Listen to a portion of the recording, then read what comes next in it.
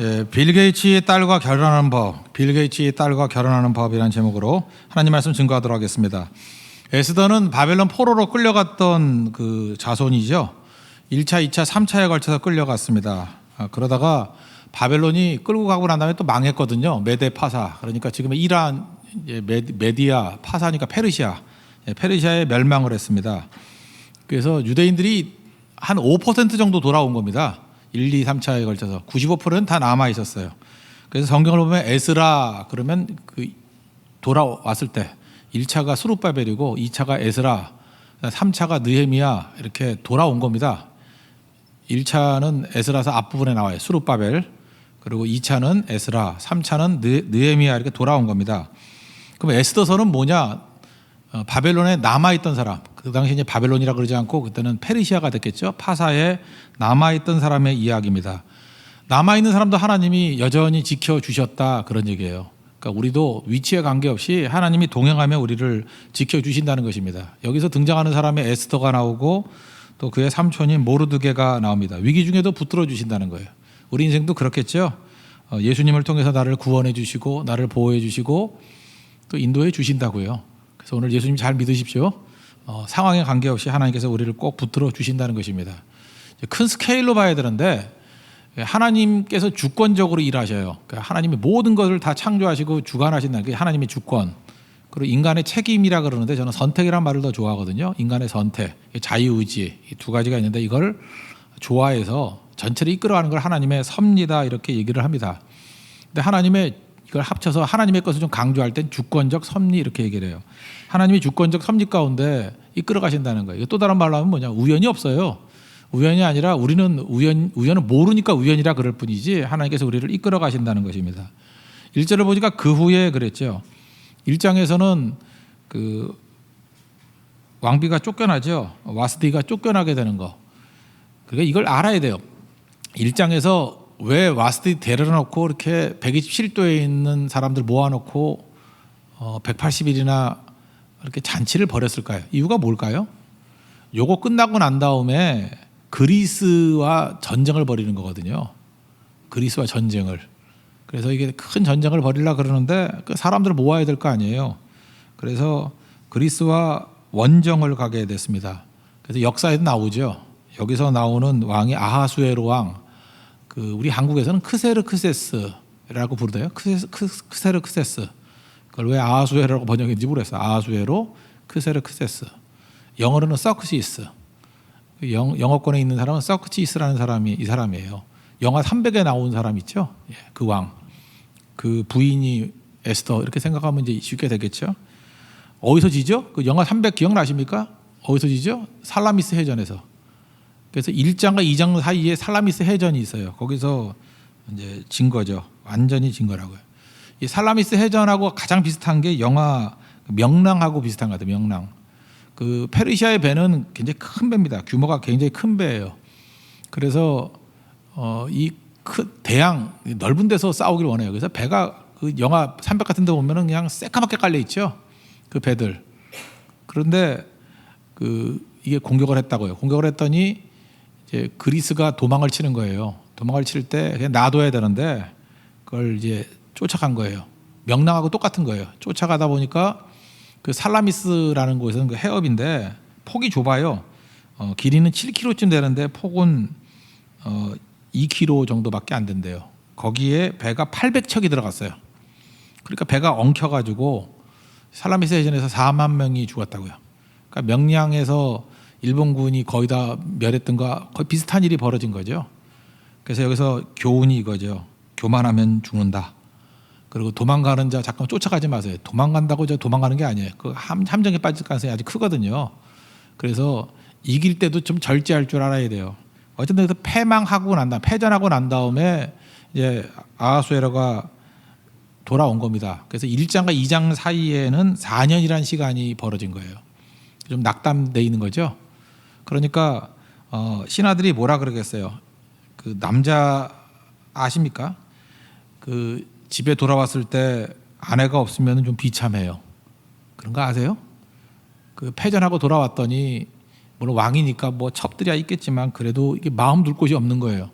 왕비는 폐위시켜 버렸으니까. 그러니까 이 왕의 마음을 좀 위로해 주려고 신하들이 새로운 왕비를 뽑읍시다 이렇게 된 거예요. 이 살라미스 해전부터 시작해서 이 모든 과정이 역사상으로는 그냥 역사에서 벌어진 일이라 그럴지 모르지만 성경의 시각은 뭐냐면 우연이 아니라는 거예요. 이런 사건이 있었기 때문에 에스더가 왕비가 된 거죠. 그러니까 살라미스 해전이 없었다 그러면 이런 일도 안 벌어졌을 거라고. 근데 이거는 역사상 사건이지만 그 배후에는 하나님의 인도하심이 있었다 이런 얘기죠. 모세도 보세요. 모세가 바로의 공주의 아들이 되는 게 우연입니까? 그 먼저 바로의 학정이 있어야 되겠죠. 남자아이 나오면 다 죽이는 거. 그러니까 집에서 못 기르니까 죽지 않으려고 갈대 상자에다가 아기를 집어넣고 그 아기를 바로의 공주가 발견하게 되고 그러니까 왕자가 된 거죠. 이집트 왕자가 된 거지. 만약에 바로의 학정이 없었다 그러면 이집트 왕자가 될 길이 없잖아요. 그렇다 그러면 우리가 보통 고난이라 그러는 것이 길이죠. 모르겠어요? 예쁘다고 다 왕비 돼요? 여러분도 예쁜 사람 많잖아요. 근데 왕비 아니고 그렇게 살잖아. 그게 예쁘다가 다 왕비 되는 거 아니에요. 그게 좀 지기도 하고 하나님께서 역사를 이끌어 가시는 게 있거든요. 그게 섭리거든. 그래서 에스더가 왕비가 된 거예요. 살라미스 해전이 있었기 때문에. 마찬가지로 바로의 학정, 이거 나쁜 거잖아요. 나쁜 거지만 그게 왜 나쁜 거예요? 그것 때문에 이집트 왕자가 된 거죠, 모세가. 뭐 요셉도 마찬가지 아니에요? 그 나쁜 형들이 있었잖아요. 나쁜 형들. 보디발의 아내가 있었잖아요. 어떻게 만나도 그렇게 나쁜 사람만 만나나? 그 나쁜 사람 계속 만나가지고 바로 왕에게 가까이 가잖아요. 그래서 꾸메모하고 난 다음에 애굽의 총리가 되지 않습니까? 이거를 성경은 우연이라 그러지 아니하고 하나님의 주권적 섭리다 이렇게 얘기를 한다는 것입니다. 그래서 우연이 없어요, 우연이. 이번에 뭐 비만이 왔잖아요. 어떤 형제가 이제 문자를 보냈는데 목사님 저는 이상해요. 자동차 세차만 하면 비가 온대. 그래서 아침에 세차를 하면 오후에 비가 오고 오후에 세차하면은 밤에 비가 오고 그런다라는 거예요. 이번에 큰맘 먹고 좀 맑아져가지고 큰맘 먹고 손세차를 했대요. 손세차를 했더니 출장을 청주를 갔는데 차가 침수가 됐대요. 저는 왜 이럴까요? 뭐 그러더라고요. 이것도 우연이 아니에요, 그죠? 이게 내가 볼 때 이게 무슨 내용들이 있는 거지. 저는 잘 해석은 잘 못하겠어요. 근데 이게 우연이 아니라고. 여기서 그 이스라엘의 그 대적들 한번 보세요. 처음에는 아수르였잖아요. 북쪽 이스라엘이 망할 때 아수르였죠. 아수르는 혼혈 정책. 그래서 막 여자들 겁탈하고 해가지고 혼혈족을 만들었어요. 그게 사마리아인 아닙니까?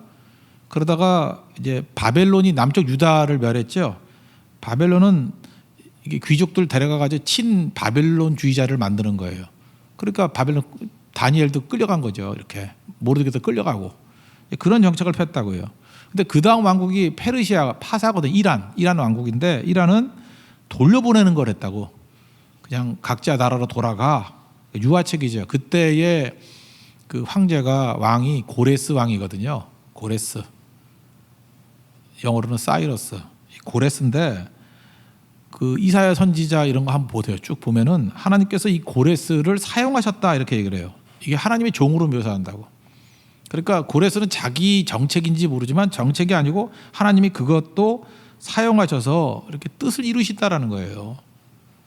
그래서 이런 모든 것들을 보면서 느끼는 게 뭐냐면 세상 굴러가는 거 우리가 다 몰라요. 다 몰라도 지금 정치가들이 정치를 하고 뭐 결정을 내리고 하는 것들이 자기 딴에는 자기가 한다고 생각할지 모르지만 하나님이 주관하고 계신다고요. 그래서 우리는 해야 될 일이 뭐냐? 그거 분석하는 게 아니라 그냥 하나님만 믿고 동행하면 되는 거예요. 주와 함께 하신다는 거. 그래서 우린 다 알지 못하더라도 주님을 신뢰하는 거예요. 그래서 이기는 거죠. 세상에서 모든 거 다 알지 못한다는 거 뭐 이런 비유로 많이 들지 않아요? 어떤 사마귀가 그 매미를 노리고 있대. 매미를 노리고 있는데 매미는 그것도 모르고 노래만 부르고 있더라는 거예요. 멍청한 놈, 죽을지도 모르고. 사마귀가 노리고 있는데. 근데 또 가만히 보니까 사마귀 뒤에서 참새가 노리고 있더래요. 참새가 먹으려고. 근데 사마귀는 이 멍청한 게 참새가 자기 죽이려고 그러는 것도 모르고 매미 먹을 생각에 침만 꼴딱꼴딱 하고 있더라는 거예요. 그죠? 근데 참새는 지금 사마귀 먹으면 맛있겠죠? 근데 그 뒤에 보니까 뱀이 있더라는 거예요. 뱀이 도사리고 있더라는 거예요. 이 멍청한 참새는 그러니까 새대가리지. 사마귀가 아니라 지금 뱀이 있는데, 뱀이 혀를 내려내는 거리고 있는데. 근데 이 뱀은, 이 멍청한 놈 그 뒤에 땅꾼이 계시는데, 땅꾼이 막대기 가지고, 그죠? 이 뱀술 만들려고 지금 준비를 딱 하고 있는데, 그것도 모르고 참새 먹을 생각에 이렇게 흐뭇해하고 있었. 이거 뭐 불교에서 말하는 얘기예요, 그죠? 뭐 이런 얘기를 하는데 모른다는 거죠. 나는 참 불교가 좋다고 생각해요. 불교는 이유가 뭐냐? 답은 모르면서 문제제기는 되게 잘해. 이게 인생이래. 그 문제제기는 되게 잘하죠. 근데 답은 없어. 그러니까 돌고 도는 게 인생이래. 뭐 참 미치겠어. 나를 돌게 만드는데. 문제제기 잘하잖아요. 이게 인생이에요. 우리가 이 모든 걸 다 알아요, 몰라요? 몰라요. 우리 지금 매미같이 살아요. 혼자서 뭐 연락에 살아요. 내 뒤에 사마귀 있는 거 모르고. 사마귀 또 신나게 살아요. 뒤에 참새 있는 거 모르고. 참새 또 즐겁게 살아요. 새대가리가. 뱀 있는 거 모르고. 뱀은 지가 왕인지 알아요. 뱀꾼 계시는데. 뱀꾼 뒤에 또 누가 있을까요? 몰라요. 우리 배후에 누가 있는지 모른다. 근데 이 모든 것을 주관하시는 분이 누구예요? 하나님이 주관하고 계신다. 그래서 룻기도 그렇고 에스더도 그렇고 성경에서 말하는 가장 중요한 거는 세상을 창조하시고 주관하시는 주권자 하나님이 계신다는 거예요. 하나님 시각에서 바라보면은 그죠? 우리가 못 보는 것들이 막 보인다는 거예요. 그래서 눈에 보이는 것을 가지고 사는 게 아니라는 거예요. 나타난 것으로 다 보이는 게 아니고 그 배후에 영적인 게 있다라는 거예요. 하나님이 계신다는 거죠. 그걸 하나님의 주권을 믿는 믿음이다. 그래서 에스더가 뭐 노력해서 된 게 아니고 하나님께서 이렇게 인도하시는 길이 있더라. 이거를 알라는 거죠. 이걸 알라. 넘어지지 않는다. 여러분 하나님 믿고 의지하고 주님과 함께 동행하는 인생 되기를 바랍니다. 그럼 이제 또 한 가지 하나님의 섭리 가운데 있는 게 뭐냐면 이제 끌려왔지만 이 에스더나 모르드게는 끌려다니지 않았다라는 거예요. 그 안에서 나름대로 최선을 다했다는 거죠. 이제 5절부터 모르드게가 등장하는데 모르드게란 이름의 뜻이 뭐냐? 작은 사람이란 뜻이래요. 그래서 또 어떤 사람은 그러더라고. 이거 가지고 뭐 키가 작은 사람이었을 가능성이 크다. 근데 말이 안 돼. 아니 어렸을 때 작은 사람 그렇다고 뭐 애가 클지 작을지 어떻게 알아요? 어떻게 해석을 이렇게 하나? 그러니까 작은 사람이라 그런 것은 모르드게 이건 아마 부모님이 좀 겸손하게 지어준 것 같아요, 그죠? 너는 참 겸손한 사람이다. 뭐 그런 식의 뜻이겠죠. 그래서 그 뭐 이름에 어리석을 우자 집어넣는 사람도 있잖아요. 노태우 그러면 크게 어리석은 사람. 그런 뜻이잖아요. 그 부모가 왜 그렇게 이름을 지어줬겠어요? 그 겸손하라는 뜻이에요. 겸손하라. 뭐 잘난 척하지 말고. 그래서 생각보다 이렇게 이름이 역설적일 때가 되게 많아요. 이렇게 크게 어리석은 사람. 그럴 때 뭐 어떻게 됐든 간에 대통령까지 하잖아요. 역설적이에요. 뭐 아름다울 미자가 들어가는 사람 중에 예쁜 여자 없어요. 다 역설적이에요. 예뻤으면 좋겠다 하는 거죠. 순할 순자 들어가는 사람, 뭐 이순자 순하지 않아요 절대로. 그렇다고. 그러니까 모르드게도 이거는 어떤 그 뭐 의미가 있다기보다도 그냥 그 작은 사람이란 뜻이에요. 원래 그 히브리 이름이 하다사거든요. 이 에스더는 하다사인데 하다사는 찾아보니까 무슨 어떤 꽃 이름이에요. 도금 향 냄새가 나는 꽃이래요. 그러니까 뭐 꽃에 뭐 의미가 있는 건 아니죠. 도금 향이 뭐예요? 나도 잘 모르겠어요. 도금 향 아세요? 그 냄새. 뭐 어떤 자매 보니까 자기 영어 이름이 헤더대. 헤더라는 게 꽃 이름이거든. 뭐 뜻 없어요. 헤더의 뜻이 뭐예요? 그럼 뭐 목이 뭐야? 꽃 이름이지. 뭔 꽃인지도 몰라. 아마 좀 잘난 척하려고 그렇게 이름 지은 것 같아요, 그죠? 뭔지 모르려고. 괴상한 꽃. 그러니까 여러분들 뭐 외국에서가 뭐 이름이 뭐야? 할미꽃 그러면 뭐 번역이 안 되잖아 그런 거, 그죠? 뭐 그렇게 꽃 이름이에요, 꽃 이름. 그러니까 하다사. 그러니까 뭐 식물 이름이에요, 이렇게 뭐 도금향이 나는 거. 그러니까 이름이 헷갈리니까 이제 페르시아로 와가지고 바벨론식의 이름을 다는 거죠. 에스더, 에스테르, 에스더, 별이란 뜻이거든요, 별. 그러니까 이 여자분은 에스더는 외모는 좀 주목을 받았던 것 같아요. 근데 인생은 추출액이에요. 똑같아요. 공평과 불공평이 다 있는 것 같아. 예쁜데 부모가 없어요. 어려서 없어졌는가 봐. 그래서 모르드게 밑에서 자랐죠. 그리고 나라도 잃고.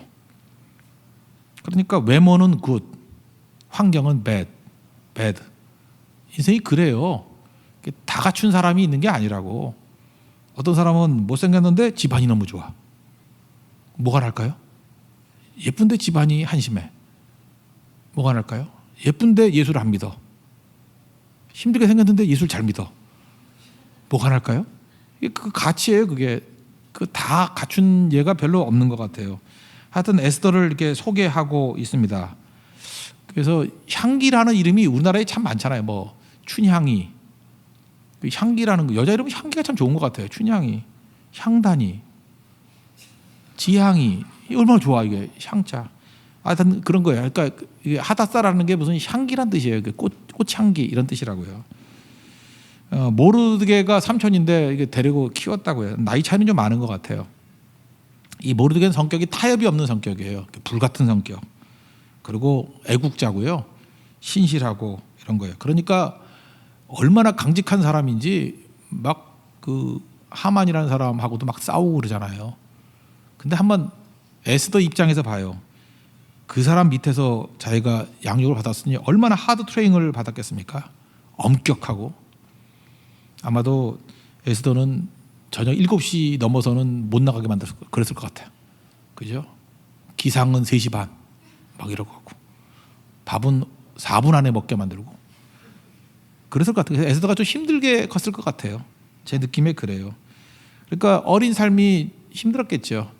부모님 여의였지, 또 눈치 봐야지, 참 많은 이별들이 있었고, 그런데도 불구하고 하나님 의지하고 살았던 여인인 것 같아요. 그리고 모르드게가 신앙으로 양육을 잘한 것 같아요. 그래서 환경은 나쁘지만 신앙적인 환경은 그리 나쁜 것 같지 않다고요. 그래서 이게 에스더 잠깐 예쁘다는 거에 너무 꽂혀서 그러지만 어쩌면 불행한 여자인 것 같아요. 예수님 족보에도 보세요. 그 은혜가 뭐냐면요, 바닥에 있던 사람이 일어난다거든요. 이 천혜의 고아가 올라가는 거 아니에요. 그 예수님 족보에도 다말 나오고, 그 야곱의 며느리잖아요. 그 유다의 며느리, 야곱의 아들 유다의 며느리. 그 시아버지하고 무슨 아들 낳고 뭐 그랬던 여자 아닙니까? 다말도 예수님 족보에 나오고, 바세바 우리아의 아내라고 계속 나오잖아요. 다윗이 왕비로 삼았지만 계속 성경은 다윗의 아내라 그런 적이 없어요. 우리아의 아내 이렇게 얘기를 해요. 부도덕한 행동을 했던 사람인데 하나님의 은혜가 임하니까 또 건진바 되잖아요. 또 하나 나오는 게 룻인데 모압 여인, 이방인이잖아요. 다 공통점이 무엇입니까? 하나님의 은혜가 임하면 아무리 최악의 조건에 있는 사람이라 할지라도 일어선다라는 거예요. 오늘 교회 와서 여러분들이 받아야 될 게 은혜입니다. 은혜는 그런 거예요. 죄인이라도 연약해도 부족해도 하나님의 은혜가 임하면 일어서게 된다라는 거예요. 그 에스더서도 주제가 그거예요. 하나님의 은혜를 받은 여인은 이렇게 일어서게 되더라. 그죠? 우리 그 은혜를 꼭 붙들었으면 좋겠어요. 에스더는 끌려간 여인입니다. 이렇게 끌려갔잖아요. 그렇지만 그의 인생은 끌려다니지 않냐고, 그 안에서 자기의 선택과 또 다른 말로 하면 최선이 있어요. 능동적인 게 있다고요. 여기 보니까요, 그 헤게라는 그 내시가 이게 여자들을 총괄했는가 봐. 거기에 은혜를 받았대요. 사랑받았대요. 이건 무슨 얘기입니까? 예쁜 짓 했다 그런 뜻이죠. 그러니까 능동적으로 뛰었다는 거예요. 끌려가가지고 널브러져가지고 그래 죽이려면 죽이고 네 멋대로 해라 뭐 이게 아니고, 이렇게 왕비 후보군으로 뽑혔을 때 열심히 뛰었다는 거예요. 생명에도 넘치는 거죠. 그러니까 그 안에서 최선을 다했다는 것입니다. 여러분 인생이 그래요. 아무리 어려워도 거기서 비관에 빠져가지고 넘어져 있으면 안 되고요. 최선을 다하면서 스스로의 운명을 개척해 나가는 것, 그게 은혜 받은 자의 모습이라는 거예요. 또 다른 모습. 요셉도 그랬잖아요. 요셉도 일단 구더기에 빠졌을 때 성경을 보니까 나오잖아요. 그 형들이 그러잖아요. 거기서 애걸할 때 우리가 외면했다고, 빠졌다고 가만히 있지 않냐고, 형님 살려주세요 살려주세요. 그랬으니까 팔아먹을 생각이라도 했지. 나는 끝났어 그래서 단시 투자하면 그냥 끝나는 거예요. 거기서 구더기 안에서도 발버둥 쳤잖아요. 저는 그 최선이 중요하다고 생각해요. 그 다음에 노예로 끌려갔는데 나 채색고 있던 사람이야 하면서 우울증에 빠져 있거나 비관에 빠져 있지 아니하고 거기서 열심히 뛰었겠죠. 가정 총무도 삼는 거지. 그 다음에 감옥에 들어가 가지고도 좌절하고 그러지 아니하고 자해하지 아니하고 어떻게 해요? 거기서도 목회했잖아요. 술 맡은 관원, 떡 맡은 관원 표정 보면서 근심의 빛이 있는가 살펴보고.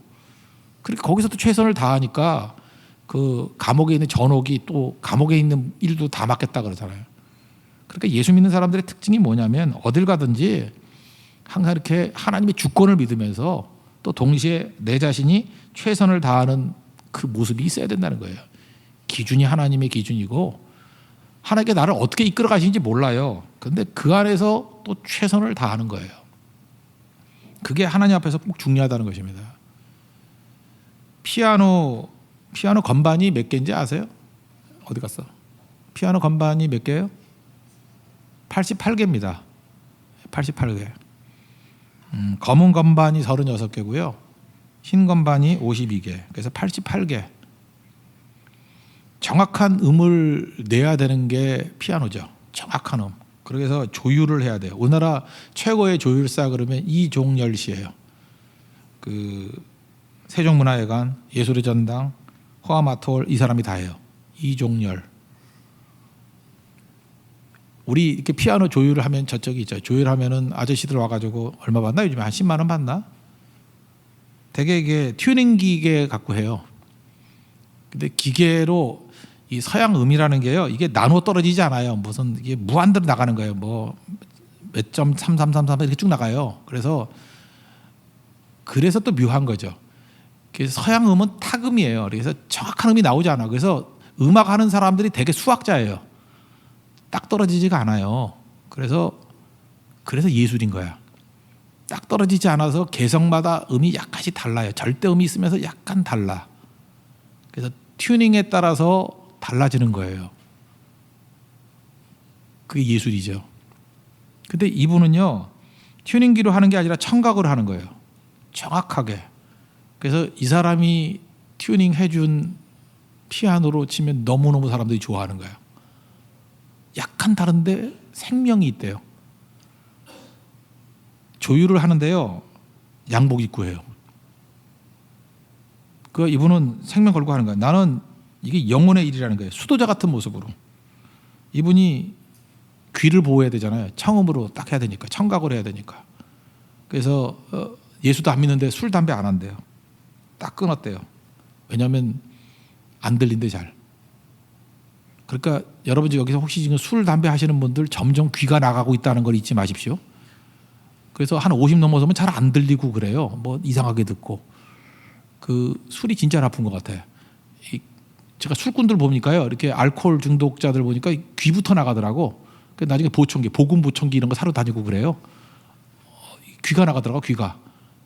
그게 무서운 거. 담배도 마찬가지인 것 같아요. 폐만 나쁜 게 아니고 귀를 상하게 만들더라고. 그러니까 이종열 씨가 그거예요. 자기가 귀를 보호하기 위해서 술, 담배 딱 끊었대요. 그래서 지금도 정확하게 음을 내고 있거든요. 저 이 모습을 보면서 느낀 게 그거였어요. 이분은 분명히 그 하나님의 관점에서 볼 때 믿는 분이거든요. 하나님의 이렇게 주권을 믿는 거예요. 그렇지만 그 안에서 또 하는 일이 뭐죠? 신앙의 자세로 최선을 다하는 모습이 있잖아요. 에스더 같이 보이지 않습니까? 이 안에서 능력이 드러나기 시작하더라는 것입니다. 제가 또 하나 좋아하는 사람이 폴 트루니에인데 스위스 의사, 정신과 의사잖아요. 심리학자이죠. 정신과 의사이고 뭐 신앙인으로 대단하죠. 통찰이 대단하죠. 평신도가 쓴 책 중에서 이렇게 대단한 게 제가 폴 트루니에 몇 번 소개했죠. 어렸을 때 불우하게 자랐는데 그 16살의 선생님 때문에 자기가 자기 자신을 발견하게 되고 뭐 변화됐다 뭐 그런 얘기들. 귀를 하는 하나님 뭐 그런 책이 자서전이 있어요. 제목이 이상해. 그런 책인데. 근데 이분이 이제 의사고 이제 심리학자니까 책을 쓸 때마다 이렇게 신앙적인 얘기를 많이 쓰잖아요. 그러니까 이 과학 세계에서는 왕따를 당하는가 봐. 당신 참 학문적으로도 탁월한데 왜 자꾸 신앙 얘기 쓰냐고. 그것만 빼놓으면 최고 퀄리티라고. 그런데도 불구하고 폴 트루니에는요, 심리학계에서 살아남겠다고 하나님 포기하지 않았어요. 끝까지 하나님 의지하면서 나가는 거예요. 여러분 학문의 세계에 요즘 하나님이 없는 거 아시죠? 대표적인 미술계. 미술에서 신앙이 좀 들어가면 금방 쫓겨나요. 그리고 신학도요. 뭐 미국이나 영국이나 이런 데 가서 신학 이렇게 학위 받아 오는 거 있잖아요. 그 자유주의 신학적인 견해를 밝히지 않으면은 학위 안 줘요. 그 참 게 아이러니죠. 신학 박사라고 하는 사람이 신앙을 버려야 신학 박사 학위를 받아. 근데 뭐하러 자꾸만 학위를 받으러 가는지 잘 모르겠어. 하여튼 판단 유보하겠는데 세상이 그래요 지금. 여러분 타협하지 마세요. 하나님의 주권하에 최선을 다해야 되는데 세상은 우리를 왕따 시켜요. 반대한다고. 그래서 언제나 그래요. 마귀의 세력이 존재하기 때문에 제대로 믿으려 그러면은 환경이 안 좋아져. 꼭 다니엘과 같이 이렇게 못 먹게 할 일이 벌어지거나 뭐 불 속에 들어갈 일이 벌어지거나 하여튼 사는 게 편하지가 않아요. 그래서 여러분 무릇 경건하게 살고자 하는 자는 핍박을 받는다 그랬잖아요. 그 핍박이라는 게 형태가 여러 형태가 있어요. 왕따도 있고 압박도 있고 뭐 손해도 있고. 에스더도 그랬다고. 신앙 지키고 있으면서 그저 이렇게 동화되지는 않았어요. 그러나 세상과 나는 딴 거다라고 하면서 이분법적으로 살지 않아요. 그 안에서 최선을 다하면서 하나님의 압도적인 은혜로 이겨나가고 있잖아요. 똑같이 경쟁하지 않았는데 이겨나가잖아요. 이게 신앙의 싸움입니다. 폴 트루니에가 걸었던 길, 에스더가 걸었던 길, 다니엘이 걸었던 길, 요셉이 걸었던 길 다 보세요. 하나님의 주권하에 본인도 싸우잖아요. 최선을 다해 싸우잖아요. 이 세계 속에서 불가능한 일이에요. 아니에요. 가능해요. 싸우고 있잖아요. 그러니까 얼마나 압도적인 능력이 필요한 겁니까? 하나님의 은혜죠. 이게 내 능력으로 되나요? 하나님의 은혜로 되는 거죠. 그러면 이렇게 생각해요. 많은 사람들이. 그러면 내가 능력이 부족한데 그러면 능력이 있는 사람이나 이 세계 속에서 하나님의 뭐 능력으로 사는 거지. 나 같은 사람 어떻게 해요? 그러는데 여러분 우리 신약에 보면은 하나님께서 우리를 구원하는 방식이 이거죠. 예수님을 믿으면 우리를 의롭다 하셔요. 그래서 justification, 칭의 그래, 칭의. 그래서 내 수준이 이렇게 하나님 백성다운 수준이 아니지만 그냥 예수님 믿으면 의롭다고 간주해 줘요. 그걸 옷 입었다 그랬죠. 옷 입는다고 이렇게 칭의, 간주해 준다고. 그리고 이건 신분의 변화예요. 신분이 하나님의 자녀로 변화가 된 거야. 근데 아직 남은 게 뭐예요? 수준은 그 정도 안 돼. 수준은 바닥이에요. 뭐 믿을 때나 안 믿을 때나 똑같잖아요. 믿는다고 뭐 금방 변화가 되나? 그래서 신분의 변화가 먼저고 수준의 변화를 이거를 성화라 그래요. 칭의와 성화. 그래서 수준의 변화를 sanctification 이렇게 얘기한다고. 두 가지. 근데 세상의 율법주의는 뭐냐? 세상의 모든 게 그러잖아요. 네가 수준이 변화되면은 신분을 변화시켜 줄게. 이게 세상의 논리예요. 이걸 율법주의라 그래. 노력하고 네가 깨끗해지고 변화되면 그 다음에 인정해 줄게. 근데 십자가 원리는 이게 거꾸로 된 거예요. 그냥 탕자가 돌아오면 아들이야 그러는 거라고. 그리고 엄청 사랑과 은혜를 부어줘요. 그래서 이름도 의롭다 그러고 대접도 의로운 자같이 대접을 해줘요. 간주해 주는 거야. 아들같이 간주해 주는 거예요. 그러면 그 은혜의 힘으로 말미암아 이제 수준에 맞게 올라가요. 그걸 성화의 과정이라 그래요. 성화는 사랑 안에서 성화가 되는 거예요. 은혜 안에서 성화가 되는 거예요. 그래서 오늘 제목을 삼았는데 이게 너무 비슷한 거예요. 이게 이제 논리 조크거든요. 논리 가지고 만든 농담이에요. 그 빌 게이츠의 딸과 결혼하는 방법. 이게 너무 칭의와 성화와 너무 유사한 것 같아요. 이거 뭐 알고 있겠지만 혹시 모르는 분이 계실까 봐 설명해 좀 인 거예요. 아들에게 빌 게이츠의 딸과 결혼해라 그랬다는 거예요. 아들아, 빌 게이츠 딸과 결혼해라. 1단계. 그랬더니 어떻게 해요? 그랬더니 그냥 날 따라 하면 돼. 그랬다는 거예요. 2단계. 그 아버지가 빌 게이츠를 찾으러 갔어요. 만나러 갔어요. 당신 딸의 좋은 남편관이 있습니다. 그랬어요. 그랬더니 빌 게이츠가 아직은 결혼할 때가 아닌 것 같은데요. 그렇게 얘기했다고. 그랬더니 이 아버지가 뭐라고 얘기하냐면은 이 청년은 세계은행 부총재입니다. 청년인데 얼마나 똑똑한지 세계은행 부총재입니다. 그랬더니 빌 게이츠가 입이 찢어지면서 그럼 좋아요 라고 했다라는 거예요. 세계은행 부총재 아니에요. 근데 그렇다고 간주해 주는 거예요. 이게 칭의. 이해가 되죠? 그 다음에 이 아버지가 세계은행 총재를 찾아갔어요. 부총재로 청구할 만한 청년이 있습니다 라고 얘기를 했어요. 그때 세계은행 총재가 말하기를 부총재 후보는 널려 있습니다. 너무너무 많아요. 뭐 굳이 당신이 추천 안 해줘도 후보군이 너무너무 많아요. 그랬다는 거예요. 근데 이 아버지가 뭐라 그러냐면 근데 그 청년이 빌 게이츠의 사위입니다 라고 했더니 그럼 이제 지원받을 것도 많잖아요. 그럼 오케이. 그래서 부총재가 됐다라는 거예요. 사기입니까? 예, 사기예요. 그러니까 빌 게이츠의 딸과 결혼하는 방법 아시겠죠? 아무것도 없이. 사기예요. 그래서 세상 사람들은 예수 믿는 사람들이 의롭다 됐다라고 하는 것을 사기로 여겨요. 그래서 뭘 공격해? 예수 믿는 사람들의 죄를 공격해. 야 봐라, 야 믿고 변하던 게 뭐 있냐? 이 쓰레기 같은 놈들아, 그 죄 짓고 이런 짓들을 하면서 예수 믿으면 구원받는다는 게 말이 되느냐라고 하면서 하나님의 은혜를 조롱한다고.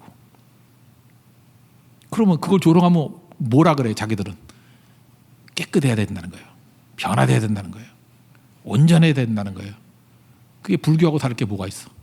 그게 율법주의하고 다를 게 뭐가 있어? 그게 인간이 돼요? 그게 되냐고.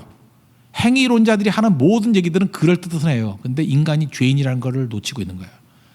그렇게 해서 될 인간이 어디 있어? 한 명도 없지. 다 절망이지. 지금 이 조크가요, 뿌리가 로마서에서 나온 조크예요. 빌 게이츠 딸과 결혼하는 이 논리가 이게 바울의 로마서에서 나온 그 논리 그대로 갖고 온 거라고. 우리가 세계는 부총재가 아니잖아. 근데 믿으면 하나님이 자녀가 되는 권세를 주시듯이 세계는 부총재가 되는 권세를 주셨대. 그죠? 하여튼 수준은 안 되는데. 그래서 그거 가지고 이제 그거 인양 사는 거예요. 살아가다 보면 그 다음에 내가 생각지도 못했던 일들이 이렇게 오기 시작하는 거예요. 풀리기 시작하는 거예요. 그래서 역으로 하나님의 자녀다운 모습으로 자녀만 할 수 있는 일들을 이루면서 살아가는 모습으로 변화가 되는 거예요. 그래서 칭의가 먼저고 성화가 나중이라고. 그러면 이 얘기가 성립이 되는 거예요. 근데 성화가 되고 난 다음에 의롭게 된다 그러면 그 율법주의인데 평생 그러다 말 거죠. 여러분 지금 인생 어떻게 살아요? 스펙 쌓으려고 열심히 노력해서 있는 자리 벗어나려고 싸우는 싸움 아니에요? 그 패턴이 뭐예요? 사실 신앙인의 패턴은 아니야. 세상의 패턴 그대로 갖고 오는 거예요. 그러면 이 경쟁은요, 똑똑한 놈이 이기게 돼 있어요. 그러니까 우린 기도를 해도 뭘 구해요? 하나님, 내가 능력이 부족하니 좀 더 똑똑하게 해주세요. 백날 기도해봐요. 더 똑똑해지지 않아요. 더 빠르게 해주세요. 더 빨라지지도 않아. 내가 볼 때 그 타고난 부분이 많아요. 그런 거는. 토끼와 거북이야. 토끼가 뛰는 건 더 빨라요. 근데 하나님께서 우리에게 말씀하시는 건 뭐냐면 그게 아니고 하나님에 대한 믿음만 가지고 있으면은 그죠? 믿음이 가져다 주는 그 최종 목표에 먼저 가 있으라는 거예요. 그 다음에 성령께서 그 역할을 감당할 수 있는 힘과 여건들을 마련해 주면 나머지 다 얻게 된다. 그런 얘기라고요. 지금 에스더가 하나님 앞에 쓰임 받은 방식이 그런 방식이었고 요셉이 쓰임 받는 방식이 그런 방식이었다라는 것입니다. 그래서 여기서 중요한 건 뭐예요? 믿는 거예요. 내가 하나님의 자녀가 되었다는 것을 믿는 거예요. 탕자 같으면 내가 아버지의 아들로 인정받았다는 것을 믿는 거예요. 그래서 믿음이 뭐라 그래요? 설득당하는 거. 믿음이 뭐예요? 영접하는 거. 믿음이 뭐예요? 받아들이는 거예요. 하나님이 그렇다 그러는 건 예, 맞습니다라고 받아들이는 거예요. 출애굽기 4장으로 가면 모세가 지금 착각에 빠진 게 뭐예요? 내 수준이 향상되면 내가 지도자가 될 수 있는데 나는 수준이 아직 모자라요. 입이 둔한 자고 보낼 만한 자를 보내줘서 내가 뭔 일을 해요? 이 자세면요 하나님께 죽을 때까지 쓰임 받을 수 없어요. 근데 하나님은 지금 수준 얘기하지 않죠. 내가 너와 함께 한다 그러잖아요. 함께 한다 그러면 수준이 어떻게 된가? 하나님 수준으로 올라가는 거예요. 그리고 부족한 부분이 있을 때마다 내가 너를 변화시키고 성장시켜주고 힘 주겠다라는 거예요. 결국 모세가 그 사명 감당합니까 못합니까? 하지요. 그래서 오순절에 우리가 이 능력을 감당하자고 주의 성령께서 우리에게 기름부터 부어주시는 거예요. 그래서 수준에 맞게 감당할 능력을 주시는 거라고. 이제 아시겠어요? 예수 믿는 사람의 세계관이 뭔지? 예수 믿는 사람의 세계관은요, 빌 게이츠의 딸과 결혼한 방법, 이게 그리스도인의 세계관이에요. 이렇게 사는 거예요. 이렇게. 그래서 상상도 못했던 일들, 이거 보통 사람 상상해요? 여러분 빌 게이츠 딸하고 결혼할 거 상상이나 해요? 이게 조크로는 하지? 근데 이게 현실이에요. 이게 현실화되는 거예요. 이거보다 더한 거예요. 이건 뭐 비교할 수도 없는 놀라운 일들이 벌어지는 게 되는 거라고. 그게 하나님께서 일하시는 방식이라고요. 그런 의미에서 에스더서를 보면서 우리가 로마서의 칭의와 성화를 상상할 수 있어야 돼요. 그게 우리 모습이라고. 하나님은 그렇게 우리를 이끄시고 일하고 계신다는 것입니다. 그럼 우리가 해야 될 일이 뭐예요? 하나님 말씀을 받아들이는 거예요. 그래서 말씀이 우리를 세운다 그러잖아요. 하나님께 설득당하는 거예요. 하나님이 그렇다 그럴 때 모든 문을 여는 열쇠는 아멘이에요. 토달지 말고 주님이 된다 그러면 예 됩니다. 산다 그러면 예 삽니다. 그리고 너는 의인이다 그러면 의인같이 하라고요. 너 겸손한 사람이야. 겸손의 옷을 입으면 옷 입고 그런 척하고 살라고요. 그게 옷이에요. 옷. 그리스도로 옷 입은 자예요. 우리 그리스도의 자녀라는 옷을 입어서 옷 입고 그 옷에 맞게 살아가는 거예요. 그럼 그렇게 변화가 되는 거죠. 그 C.S. 루이스의 순전한 기독교에 나오잖아요. 그렇게 간주하면서 살라고. 간주합시다라는 챕터가 있거든. 간주합시다. 그거 한번 찾아가서 읽어봐요. 간주합시다. 그리고 사는 거예요. 칭의 다음에 성화. 간주에 사는 거예요. 그게 성화의 과정이라고. 그게 에스더입니다. 그게 여러분입니다. 그러므로 우리에게 제일 필요한 건 뭐냐면 이게 안 되는 건 자아예요. 내 자아를 가지고 자아는 항상 돛닦기를 원해요. 내가 성장하길 원해요. 맨날 성장 돛닦고 그 조금 똑똑한 애들은 맨날 이제 학원 다니고 뭐 공부하고 개발하고 진짜 개발에 땀 나는 거지. 그걸 아무것도 안 돼요. 우리는 점핑의 원리예요. 점핑하는 거라고. 하나님께서 우리를 구원해 주시는 거예요. 구원의 원리잖아요. 그냥 하루아침에 바뀌어버리는 거예요. 그게 십자가라고요. 오늘도 여러분들 십자가의 능력을 붙들고 이렇게 돛닦는 인생에서 하나님의 구원을 맛보는 인생으로 변화받는 우리 믿음의 종 되기를 바랍니다. 그래서 에스더같이 여러분도 크게 쓰임받는 하나님 앞에서 하나님의 수준으로 세상을 건져내는 구원자 되는 구속자 되는 우리 은혜의 역사가 있기를 바랍니다. 그것이 여러분의 가정과 여러분의 삶 속에 우리 교회 가운데 임하기를 축원합니다. 자리에서 일어나겠습니다. 마라나타 찬양하겠습니다. 그래서 예수님 오시면 됩니다. 예수님이 임재하시면 되고 믿으면 된다는 것입니다. 마라나타.